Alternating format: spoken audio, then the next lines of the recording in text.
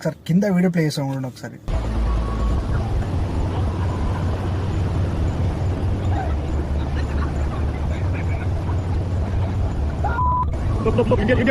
చూసారు కదా వీడియోలో ఫారినర్స్ వచ్చి ఎంజాయ్ చేస్తుంటే ఈ కొడుకులు, మన ఇండియా కొడుకులు అంటే తాగితే కంటికి కనపడదు, తల్లికి పెళ్ళానికి తేడా తెలియనట్టు ఫారెన్ అమ్మాయి కనపడితే అది ఫారెన్ అమ్మాయి అంటే ఇక పడుకుంటుంది. ఇక మన ఇండియా వాళ్ళు పడుకుంటారు. ఇక ఫారెన్ అమ్మాయిలు మొత్తం చచ్చిపోతారు మన ఇండియాల గురించి.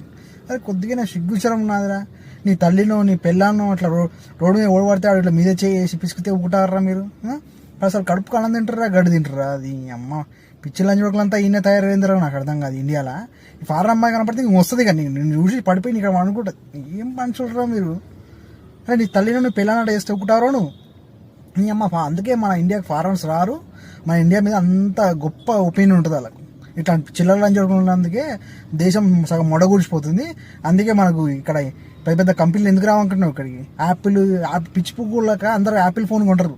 అది కంపెనీ ఏడుందిరా, అది కూడా దెంగేస్తుంది. ఇక్కడికి ఎందుకు రావాలనుకుంటున్నావు అందరూ? గిదికే మనం నాశనం అయిపోయినా పర్వాలేదు, పక్కాడు బాగుపడకూడదు. అదేరా మన Indian psychology. I love you.